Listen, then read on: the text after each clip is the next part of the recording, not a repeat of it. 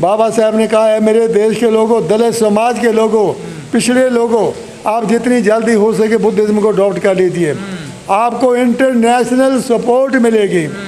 और जितने जो कंट्री बाहर के हैं, ये आपके बहन भाई हैं और आप इनके बहन भाई हो। तो इस करके बाबा साहब ने तो 1956 में बोल दिया था, 5 लाख लोगों के साथ जब उन्होंने नागपुर के अंदर बुद्धिज़्म को अपनाया था, उन्होंने कहा था आप जितनी जल्दी हो सके बुद्धिस्ट बन जाएं और इन लोगों की तादाद को कम कर दें जो आपके ऊपर जुल्म ज्यादती करते हैं। और आज मैं इस मौके पर कह देना चाहूँगा, आज आप प्रतिज्ञा लें, अरे बाबा साहब के अनुयायी हैं, पागत नहीं। सर, उन प्रतिज्ञाओं से तो पूरे देश भर में बवाल हो गए। जो बाबा साहब ने 22 प्रतिज्ञाएं ली थी और जो 5 अक्टूबर को देश भर में जो कार्यक्रम हुए हैं, बीजेपी कह रही है कि हिंदू देवी देवताओं का अपमान किया जा रहा है।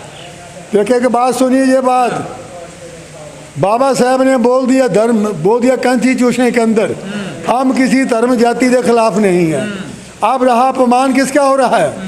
आज मैं पूछता हूँ, अपमान जो जिंदा लोग हैं, अरे उनका अपमान होता है, जिसका आता पता नहीं है उसका अपमान कहाँ होगा? पहली बात तो ये रही।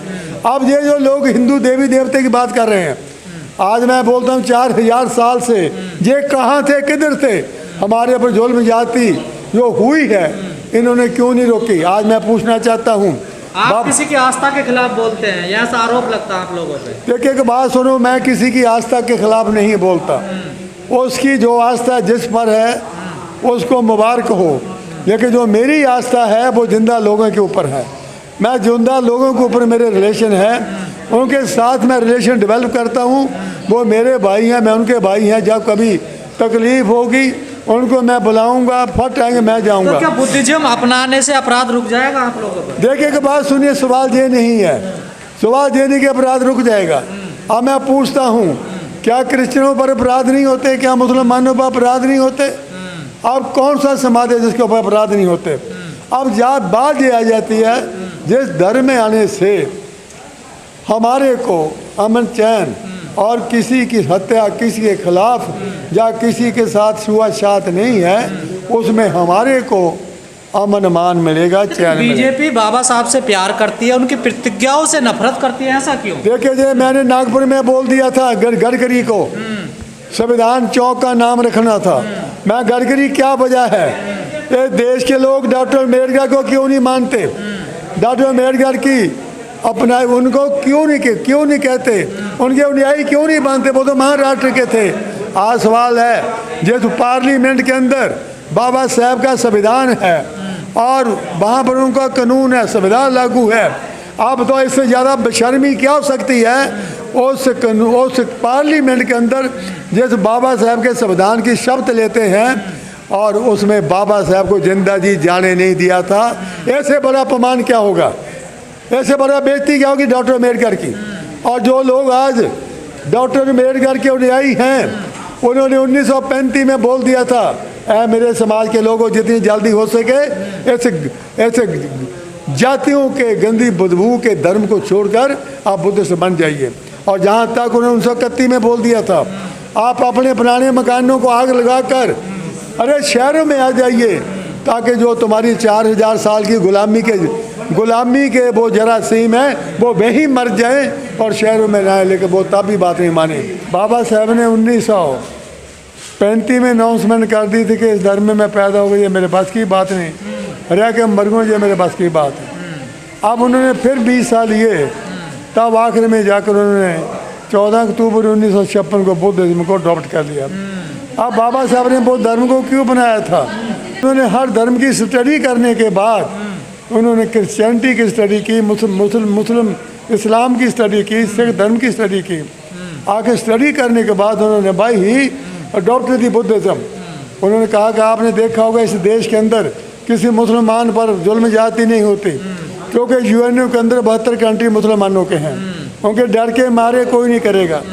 किसी क्रिश्चियन पर क्यों नहीं? क्योंकि यूएनओ के अंदर क्रिश्चियन कंट्री हैं, उनके डर के मारे नहीं कोई भी जुल्म ज्यादती करता। अब सवाल ये रहा, किसी बुद्धिस्ट पर क्यों नहीं? क्योंकि यूएनओ के अंदर बुद्धिस्ट कंट्री हैं, चीन, Japan, Mongolia, Thailand, Burma, north Korea, south Korea, north Vietnam, south Vietnam, ये कंट्री सारे के सारे बुद्धिस्ट है। अब सवाल दिया गया ये कंट्री ये बुद्धिस्ट है, ये बौद्धिज्म की तरफ, बुद्धि की तरफ बढ़ रहे हैं, धर्म परिवर्तन। देखिए एक बात सुनिए, आज पढ़े लिखे लोग हैं ये सब लोग, ये कभी इनको मूर्ख को बनाने वाला पैदा नहीं हुआ। आज सुन लो, अगर ये मूर्ख बनते हैं तो वो बात अलग है। अगर ये डॉक्टर अमेरिका के अनुयायी हैं, भक्त नहीं, अगर बाबा साहब के अनुयायी हैं, इनको 4 ही बातों पर चलना है, एजुकेट, यूनाइट, एजिटेट और बुद्धिज्म। और दूसरी बात, अगर बाबा साहब के अनुयायी होकर ये फिर भी उनकी बात को नहीं मानते, हिंदू हैं, इन जैसा मक्कार और बाबा साहब के साथ धोखा करने वाला कोई नहीं। कहा जाता है एससी का दर्जा छिन जाएगा अगर आपने धर्म परिवर्तन कर लिया तो। देखिए एक बात सुनिए, आज मैं आपसे पूछता हूँ, क्या क्रिश्चियन की आबादी कितनी देश के अंदर है? क्या वो धरना प्रदर्शन नहीं करते? क्या मुसलमान की कितनी है? वो नहीं करते। क्या सिख धर्म की, सिखों की कितनी है? क्या वो धरना प्रदर्शन नहीं करते? क्या वो मर जाते? क्या उनको को मार देता क्या? अरे इन बातों को छोड़ दो दिमाग से। आज मैं बता देना चाहता हूँ, आज जितने बाबा साहब डॉक्टर अम्बेडकर ने इस देश के अंदर SC ST OBC को एक कर दिया और प्लस माइनॉरिटी को एक कर दिया। आज मैं बताता हूँ, डॉक्टर अम्बेडकर ने मुझे बताइए जातियों के आधार पर कौन सी जाति को छोड़ा है? जरा मुझे बता दो आप। हर जाति को धर्म, हर जाति को मान सम्मान और इज्जत के साथ जीने के अधिकार दिए। और ये लड़कियां देश की जो हैं, आज इनके लिए जब बाबा साहब ने हिंदू कोड बिल पेश किया था, आज मैं बता देना चाहता हूँ, और मैं बता देना चाहता हूँ 1913 के अंदर जब बाबा साहब अमेरिका गए, वहाँ देखा कि लड़कियाँ बराबर है, मर्द के तनख्वाह बराबर, इज्जत मान सम्मान बराबर है। जब उसने इसका कंपैरिजन हमारे देश की लड़कियों से किया, on the very day decided कि मैं देश में जाकर 2 ही वर्गों के लिए काम करूंगा जो सदियों से गुलामी की जंजीरों में है, एक महिला वर्ग, एक अछूत वर्ग। आज मैं बताऊं कितनी बड़ी प्लेज ली बाबा साहब ने, कितनी बड़ी प्रतिज्ञा ली। एक तो 1913 में ली अमेरिका के अंदर, और दूसरी उन्होंने 1917 के अंदर बड़ौदा में ली थी, अब आज मैं पूछता हूँ, मैं बाबा साहब का अनुयायी हूँ, बाबा साहब को मानता हूँ। अरे उसका जन्मदिन नहीं जानते क्या, कब हुआ था?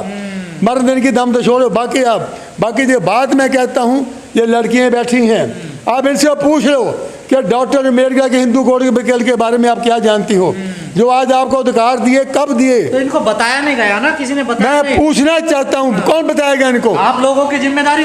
आज मैं चाहता हूँ, आज एक लड़की को मैंने अभी मैं आ रहा हूँ बनारस हिंदू यूनिवर्सिटी से, वहाँ लड़कियों को बता के आ रहा हूँ, ऐ लड़कियों, आज मुझे बता, तुम आज प्रोफेसर हो, डॉक्टर इंजीनियर हो, आपको किसने दिया बनाया ये? आप बताइए मुझे। आप कहती जी ये तो पता नहीं, मैं क्या आपको डॉक्टर अम्बेडकर ने बनाने के लिए अपनी ज़िंदगी लगा दी, अपमान सहन किया, अरे उसकी बेइज्जती हुई डॉक्टर अम्बेडकर की, लेकिन लड़कियों के अधिकार दिए। तो मैंने वही पूछा, ज़रा बताइए डॉक्टर अम्बेडकर का जन्म कब हुआ? हम नहीं जानती। डेथ कब हुई? हम नहीं जानती। आप सरस्वती को जानती हो?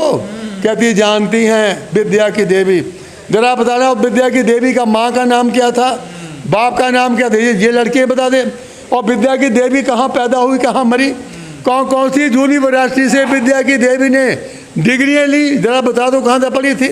जब मैं ये सवाल पूछ रहा था तो जवाब नहीं था।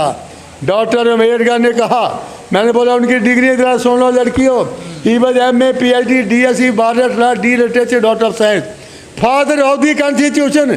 अगर ये लड़की आज भी नहीं जानती तो इनसे ज़्यादा बाबा साहब के साथ धोखा करने वाला दुनिया में कोई नहीं होगा। ये आज मैं बात बता रहा हूँ आपको। बहुजन लड़के या सब समाज की लड़कियाँ?